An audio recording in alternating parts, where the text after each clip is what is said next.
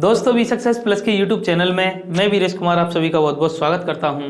दोस्तों बायोलॉजी की सीरीज को कंटिन्यू करते हुए आज हम देखने वाले हैं जीवधारियों का वर्गीकरण। ठीक है दोस्तों, पहले वीडियो लेक्चर में हमने कंप्लीट किया था जीव विज्ञान के सामान्य परिचय के बारे में। आई होप वो वीडियो आपको काफ़ी पसंद आई होगी। जहाँ तक है सारे पॉइंट्स को हमने उस वीडियो में कंप्लीट किया है। ठीक है, तो जो भी भाई बहन हमारे नए आए हैं हमारे चैनल पर तो प्लीज़ आप पहले वीडियो लेक्चर को अवश्य देख लें। ठीक है, तो चलिए शुरू करते हैं जीवधारियों का वर्गीकरण। जैसा कि शब्द से आपको पता चल रहा है जीवधारियों का वर्गीकरण, यहाँ पर सर्वप्रथम जो है जीवों को कितने पार्ट्स में बांटा गया, किस व्यक्ति ने बांटा, आगे कितने वर्गीकरण के सिद्धांत आए, उन सभी के बारे में हम चर्चा करने वाले हैं। ठीक है, तो चलिए वीडियो के अंत तक बने रहना। आई होप आपका एक भी प्रश्न इस टॉपिक से बाहर नहीं जाएगा। ठीक है, चलिए तो सबसे पहले देखते हैं द्विजगत वर्गीकरण। सबसे पहले आया था द्विजगत वर्गीकरण, ये टू किंगडम क्लासिफिकेशन। तो ये टू किंगडम क्लासिफिकेशन जो दिया था वह दिया था कैरोलस लिनियस ने। तो इन व्यक्ति का नाम सबसे पहले जो आया है ये आपको याद रखना है, कैरोलस लिनियस ने दिया था द्विजगत वर्गीकरण। इन्होंने जीवों को दो पार्ट्स में डिवाइड किया था। पहला था पादप जगत प्लांट किंगडम, दूसरा जंतु जगत एनिमल किंगडम। ठीक है, तो द्विजगत वर्गीकरण किसने दिया था? कैरोलस लिनियस ने। पादप जगत और जंतु जगत में दो पार्ट्स में डिवाइड किया था जीवधारियों को। ठीक है, तो चलिए आगे देखते हैं। तभी से फादर ऑफ टेक्सोनॉमी, वर्गीकी के पिता, टेक्सोनॉमी बोला जाता है वर्गीकी। ठीक है, तो तभी से वर्गीकी के पिता कहे जाते हैं कैरोलस लिनियस। कैरोलस लिनियस ने अपनी एक बुक भी लिखी है, इसका नाम है सिस्टेमा नेचुरे। सिस्टेमा नेचुरे, तो सिस्टेमा नेचुरे में देखिए, दिख नहीं रहा होगा आपको, सिस्टेमा नेचुरे में इन्होंने जंतु जगत का वर्गीकरण दिया है। ठीक है, जंतु जगत का वर्गीकरण दिया था सिस्टेमा नेचुरे में। आगे देखो जो है नोट पॉइंट में मैंने यहाँ पर दिखाया है, जो टेक्सोनॉमी जो वर्गीकी है किसे कहते हैं? तो टेक्सोनॉमी जो बोला जाता है to study about animal kingdom, जंतु जगत के बारे में अध्ययन को टेक्सोनॉमी कहा जाता है। जंतु जगत के बारे में अध्ययन को टेक्सोनॉमी कहा जाता है। तो टेक्सोनॉमी के फादर कौन है, पिता कौन है? Carolus Linnaeus. ठीक है, तो चलिए आगे देखते हैं। इसके बाद आया था त्रिजगत वर्गीकरण, थ्री किंगडम क्लासिफिकेशन। ठीक है, तो त्रिजगत वर्गीकरण जो दिया था वह दिया था अर्नेस्ट हैकल ने। अर्नेस्ट हैकल ने दिया था त्रिजगत वर्गीकरण। यहाँ पर अर्नेस्ट हैकल ने ये दो जगत तो पहले से ही दिए गए थे कैरोलस लिनियस के द्वारा, जो वर्गीकरण किया गया था पादप जगत जंतु जगत। इसमें तीसरा जगत जोड़ा था प्रोटिस्टा। ठीक है, इन सभी के बारे में हम डिटेल में पढ़ने वाले हैं। तो ठीक है, तो ज़्यादा परेशान होने की आवश्यकता नहीं है। तो पादप जगत जंतु जगत और प्रोटिस्टा, तो ये त्रिजगत वर्गीकरण किया था अर्नेस्ट हैकल ने। ठीक है, तो यहाँ से आपको केवल इतनी बातें ध्यान में रखनी है कि त्रिजगत वर्गीकरण दिया था अर्नेस्ट हैकल ने, पादप जगत जंतु जगत और प्रोटिस्टा। ठीक है, और द्विजगत वर्गीकरण दिया था कैरोलस लिनियस ने, पादप जगत और जंतु जगत। ठीक है, और कैरोलस लिनियस को ही वर्गीकी के पिता कहते हैं। और कैरोलस लिनियस ने एक पुस्तक लिखी थी सिस्टेमा नेचुरे, सिस्टेमा नेचुरे, जिसमें जंतु जगत का वर्गीकरण उन्होंने किया था। ठीक है, चलिए अब देखते हैं पांच जगत वर्गीकरण। ठीक है, फाइव किंगडम क्लासिफिकेशन। अब पांच जगत वर्गीकरण किसने दिया था? तो फाइव किंगडम क्लासिफिकेशन जो दिया था वह दिया था R.H. विटेकर ने। ठीक है, तो ये भी आप याद रखना। टू किंगडम क्लासिफिकेशन दिया था कैरोलस लिनियस ने, थ्री किंगडम क्लासिफिकेशन जो दिया था वह दिया था अर्नेस्ट हैकल ने, और फाइव किंगडम क्लासिफिकेशन जो दिया था वह दिया था R.H. विटेकर ने।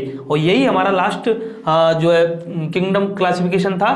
ठीक है, इन्हीं पांच जगत के वर्गीकरण को हमें पढ़ना है। ठीक है, तो चलिए, तो ये क्या क्या मतलब इन्होंने वर्गीकृत किया था। तो सबसे पहले इन्होंने जो नाम दिया था मोनेरा, मोनेरा, मोनेरा के बाद प्रोटिस्टा, प्रोटिस्टा के बाद पादप, कवक और एनिमेलिया, और एनिमेलिया।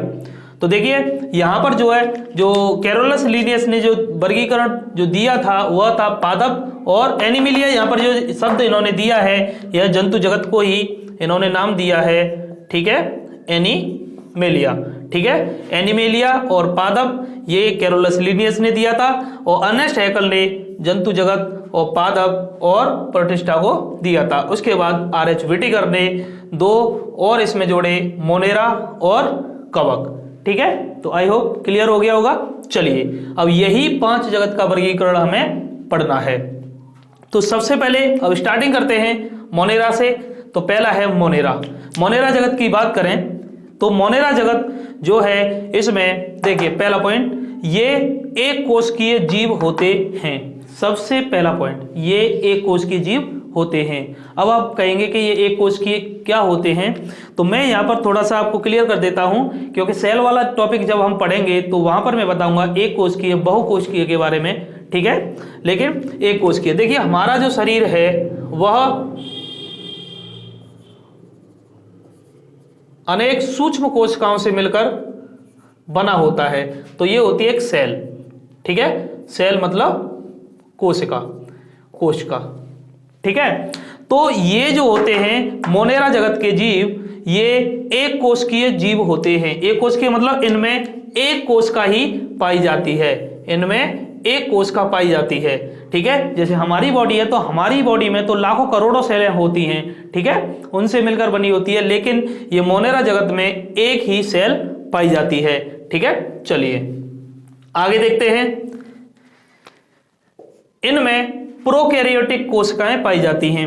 अब एक और समस्या, प्रोकैरियोटिक कोशिका किसे कहते हैं? तो प्रोकैरियोटिक कोशिका की हम बात करें तो 2 तरह की कोशिकाएं होती हैं। एक होती है प्रोकैरियोटिक, एक होती है यूकैरियोटिक। देखिए, एक होती है प्रोकैरियोटिक और एक होती है यूकैरियोटिक। तो यहां पर अभी मैं आपको सीधा सा इन दोनों में अंतर स्पष्ट कर देता हूं। तो होता क्या है, प्रोकैरियोटिक कोशिका जो होती है वह प्रारंभिक होती है, यानी अविकसित होती है, अविकसित होती है, और यूकैरियोटिक विकसित होती है, ठीक है। बात आती है केंद्रक की। इसके अंदर एक केंद्रक पाया जाता है, नाभिक, ठीक है।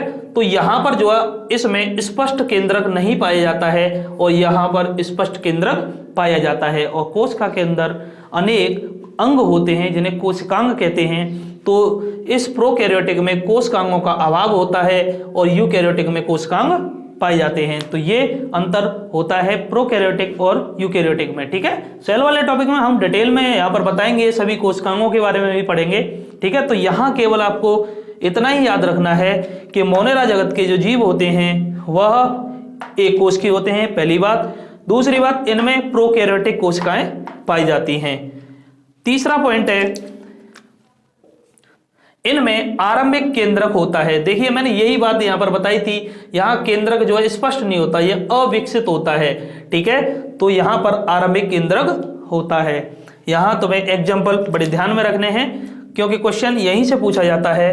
तो जैसे यहां मोनेरा जगत में आते हैं जीवाणु, साइनोबैक्टीरिया, आर्की बैक्टीरिया और तंतु में जीवाणु, ठीक है। सब में देखो यहां भी बैक्टीरिया लगा हुआ है, जीवाणु, ये बैक्टीरिया, ये जीवाणु, जीवाणु। तो कुल मिलाकर हम ये बात कहें तो मोनेरा जगत में कौन से आते हैं? तो मोनेरा जगत में आते हैं जीवाणु, ठीक है। लेकिन आपको एग्जैक्ट नाम भी पता होना चाहिए, साइनोबैक्टीरिया, आर्की बैक्टीरिया, तंतु में जीवाणु। आई होप क्लियर हो गया होगा। चलिए मोनेरा के बाद में अब हम देखते हैं प्रोटिस्टा के बारे में, ठीक है। चलिए देखिए, प्रोटिस्टा जगत की बात करें तो प्रोटिस्टा में पहला पॉइंट है, ये एक कोशिकीय जीव होते हैं। यही बात हमने अभी मोनेरा में देखी थी कि मोनेरा जगत में ये एक कोशिकीय जीव होते हैं, ठीक है। प्रोटिस्टा में भी ये एक कोशिकीय जीव होते हैं और इनमें यूकैरियोटिक कोशिकाएं पाई जाती हैं। तो अभी मैंने आपको यहां पर बताया था कि प्रोकैरियोटिक और यूकैरियोटिक में क्या अंतर होता है। प्रोकैरियोटिक में केंद्रक नहीं पाया जाता, स्पष्ट केंद्रक नहीं होता, ये अविकसित होती है, इनमें कोशिकांग नहीं होते हैं। वहीं यूकैरियोटिक में स्पष्ट केंद्रक होता है और ये विकसित कोशिका होती है, इसमें बहुत सभी कोशिकांग होते हैं, ठीक है। तो प्रोटिस्टा में और मोनेरा में बस यही अंतर है कि एक कोशिकीय दोनों हैं, लेकिन यहाँ प्रोकैरियोटिक कोशिका पाई जाती है और यहाँ यूकैरियोटिक कोशिकाएं पाई जाती हैं, ठीक है। चलिए, इनमें पूर्ण विकसित केंद्रक पाया जाता है। ठीक है, तो ये तो पहचान ही होती है यूकैरियोटिक कोशिकाओं की कि उनमें पूर्ण विकसित केंद्रक पाया जाता है। इनमें जलीय यूकैरियोटिक जीव आते हैं। इनमें जो यूकैरियोटिक जीव जो है जलीय वाले यूकैरियोटिक जीव आते हैं। जैसे बात करें अमीबा, यूग्लिना, पैरामीशियम। ठीक है, तो यहां से ये तीन आपको याद रखने हैं, अमीबा, यूग्लिना, पैरामीशियम प्रोटिस्टा जगत में आते हैं। ठीक है, ये एग्जाम्पल पे हमें ज्यादा फोकस करना है दोस्तों। ठीक है, चलिए तीसरा पार्ट देखते हैं, कवक। तो कवक के बारे में पहला पॉइंट है, ये बहुकोशिकीय जीव होते हैं। ठीक है, अभी तक हमने प्रोटिस्टा में और मोनेरा में देखा था कि ये एक कोशिकीय जीव होते थे। ठीक है, कवक में ये बहुकोशिकीय जीव होते हैं और इनमें यूकैरियोटिक कोशिकाएं पाई जाती हैं। और यूकैरियोटिक प्रोकैरियोटिक थोड़ा सा अंतर तो आप समझ गए होंगे। ठीक है, बाकी अच्छे से तो हम कवर करेंगे ही करेंगे, लेकिन आपको बस उतना ही याद रखना जितना मैंने अभी यहाँ पर बताया था यूकैरियोटिक और प्रोकैरियोटिक में। ठीक है, तो इनमें यूकैरियोटिक कोशिकाएं पाई जाती हैं। ठीक है, और ये परजीवी होते हैं, परजीवी नहीं, परपोषी होते हैं। परजीवी भी होते हैं, परपोषी भी होते हैं। ये परजीवी होते हैं और या परपोषी होते हैं। तो पहली बात करें परपोषी की, तो परपोषी का मतलब होता है जो खुद से खाना न बनाए। दो तरह के जीव होते हैं, एक होते हैं स्वपोषी, एक होते हैं परपोषी। स्वपोषी उन्हें कहा जाता है जो अपना खाना स्वयं बनाते हैं, और जो अपना खाना स्वयं बनाते हैं उनमें प्रकाश संश्लेषण की क्रिया होती है। तो ये परपोषी होते हैं, ये अपना खाना स्वयं नहीं बनाते हैं, जिन्हें इंग्लिश में हेटेरोट्रोप्स कहा जाता है। ठीक है, इसके बाद बात करें, इनमें अवशोषण द्वारा पोषण होता है। ये अवशोषण करते हैं, उनके द्वारा इनका पोषण होता है। ठीक है, ये परजीवी तथा मृतोपजीवी होते हैं। यही मैंने अभी आपको बताया था कि परपोषी तो होते हैं लेकिन ये परजीवी भी होते हैं। परजीवी का मतलब होता है ये परजीवी, मृतोपजीवी सब परपोषी के ही पार्ट होते हैं। परपोषी का मतलब जो अपने से खाना न बनाए, दूसरे पे डिपेंड करें, और परजीवी का मतलब भी यही होता है किसी के ऊपर जीना। परजीवी, पर मतलब ऊपर जीना, किसी के ऊपर जीना। तो ठीक है, और मृतोपजीवी जंतुओं, पेड़ों के मरने के बाद उनसे पोषण जो प्राप्त करते हैं उन्हें मृतोपजीवी कहते हैं। तो ये परजीवी और मृतोपजीवी होते हैं। ठीक, चलिए अगला पॉइंट, इनकी कोशिका भित्ति काइटिन की बनी होती है। देखिए मोस्ट इंपोर्टेंट क्वेश्चन है, कई बार पूछा गया परीक्षा में कि कवक की कोशिका भित्ति किसकी बनी होती है, तो वह काइटिन की बनी होती है। ठीक है, अब आप कहेंगे कोशिका भित्ति क्या होती है, तो देखिए थोड़ा सा मैं आपको यहां पर क्लियर कर देता हूं। सेल जो होती है, तो सेल के ऊपर एक लेयर होती है, यहां पर एक लेयर होती है, इसे कहते हैं कोशिका झिल्ली। कोशिका झिल्ली यह हमारी जो सेल्स होती है, मनुष्य की जो जंतुओं की सेल होती है उनमें पाई जाती है। ठीक है, लेकिन इस कोशिका झिल्ली के ऊपर एक और परत पाई जाती है जो कि पेड़ पौधों में पाई जाती है, कवकों में पाई जाती है। उन्हें कहते हैं हम कोशिका भित्ति, उसे कहते हैं हम कोशिका भित्ति। ठीक है, ये कोशिका भित्ति क्या करती है, ये कोशिका को मजबूती प्रदान करती है। ठीक है, और बाह्य आघातों से सुरक्षा करती है। तो क्लियर हो गया होगा। ठीक है दोस्तों, तो कवक की जो कोशिका भित्ति जो बनी होती है वह काइटिन की बनी होती है। ठीक है, तो यहां आपको एग्जांपल याद रखना है पेनिसिलियम। ठीक है, पेनिसिलियम। तो चलिए अब इसके बाद आगे देखते हैं। अब पादप जगत में तो प्लांटी, उन्होंने नाम दिया था प्लांटी। ठीक है, तो आर.एच. वेटिकर ने नाम दिया था प्लांटी इसका। तो सबसे पहला पॉइंट है, ये बहुकोशिकीय होते हैं। ठीक है, तो इनमें भी अनेक कोशिकाएं पाई जाती है। इनमें यूकैरियोटिक कोशिकाएं पाई जाती हैं। ठीक है, तो ये भी कॉमन है, यूकैरियोटिक कोशिकाएं पाई जाती हैं। ये स्वपोषी होते हैं। अभी हमने कवक के बारे में जब देखा था तो कवक जो है परपोषी होते हैं। ठीक है, और ये पादप स्वपोषी होते हैं। जैसा कि आप बचपन से पढ़ते आ रहे होंगे कि पेड़ पौधे अपना खाना स्वयं बनाते हैं और किस क्रिया द्वारा बनाते हैं, तो उस क्रिया को कहते हैं प्रकाश संश्लेषण, फोटोसिंथेसिस। ठीक है, तो ये स्वपोषी होते हैं, ये अपना खाना प्रकाश संश्लेषण द्वारा बनाते हैं। तो यही मैं अभी आपको बता रहा था। ठीक है, तो पेड़ पौधे अपना खाना प्रकाश संश्लेषण द्वारा बनाते हैं। तो जैसे यहां पर आते हैं पुष्पीय अथवा अपुष्पीय पौधे। ठीक है, पुष्पीय अथवा अपुष्पीय बीजीय पौधे। वैसे हम यहाँ पर ये ज़्यादा अच्छा रहेगा, ये बीजीय पौधे, ठीक है, बीजीय पौधे जिनमें बीज आते हैं, ठीक है, पुष्पीय अथवा अपुष्पीय बीजीय पौधे, शैवाल और मॉस, ठीक है, शैवाल और मॉस, ये शैवाल वगैरह जितने ये एल्गी सब के बारे में हम डिटेल में पढ़ेंगे, ठीक है। तो चलिए आगे देखते हैं। तो ये रहा पादप जगत। पादप जगत के बाद में आता है एनिमेलिया, यानी इसको हम जंतु जगत भी कह सकते हैं, इसको हम जंतु जगत भी कह सकते हैं, ठीक है, इसको हम जंतु जगत भी कह सकते हैं, ठीक। तो एनिमेलिया में पहला पॉइंट है ये बहुकोशिकीय होते हैं, तो ये भी कॉमन बात है, ठीक है, प्लांटी में भी यही था, एनिमेलिया में भी यही है, ये बहुकोशिकीय होते हैं, इनमें यूकैरियोटिक कोशिकाएं पाई जाती हैं, तो ये भी कॉमन है, ठीक है। ये परपोषी होते हैं, ठीक है, जैसा कि हमने कवक में देखा था, कवक परपोषी होते हैं, वैसे ही एनिमल भी परपोषी होते हैं, ठीक है। हम तुम जैसे जानवर जो जितने भी पाए जाते हैं ये सब परपोषी की श्रेणी में आते हैं, ठीक है। तो इनमें प्रकाश संश्लेषण नहीं होता है, सिंपल सी बात है। प्रकाश संश्लेषण की क्रिया केवल वहां होती है जहां वो अपना खाना स्वयं बनाते हैं, ठीक है, तो यहां प्रकाश संश्लेषण नहीं होता है। इसके बाद देखें, इन्हें मेटाजोआ भी कहते हैं, ये पॉइंट आपको याद रखना है, इन्हें मेटाजोआ भी कहते हैं, ठीक है। तो एनिमेलिया को मेटाजोआ भी कहते हैं, ये जंतु जगत में आएगा ये शब्द आपके सामने, ठीक है, तो याद रखना। तो यहां पर बात करें, जैसे इसमें सभी स्तनधारी आते हैं, स्तनधारी की पहचान क्या होती है दोस्तों? तो स्तनधारी की पहचान ये होती है जो बच्चे पैदा करते हैं उन्हें स्तनधारी कहते हैं।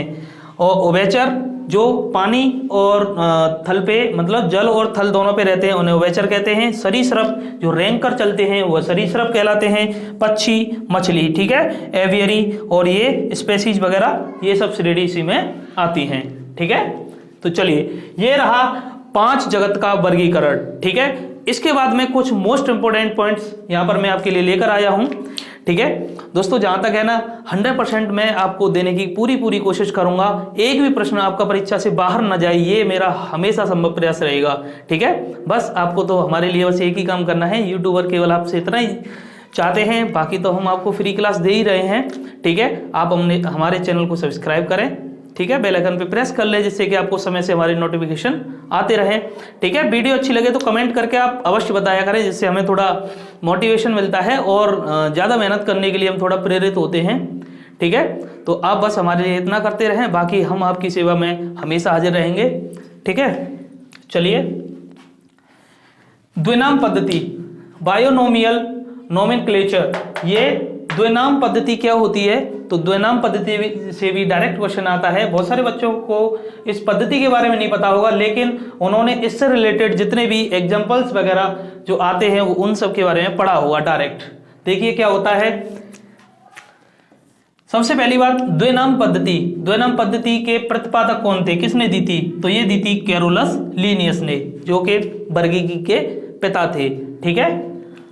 यह जीवों के नामकरण की पद्धति है, यानी जीवों का जो नाम दिया गया, जो नामकरण की जो जन्म कुंडली है, जन्म कुंडली नहीं कहेंगे, ठीक है, जो नामकरण जिसके अकॉर्डिंग दिया गया है वह है द्विनाम पद्धति।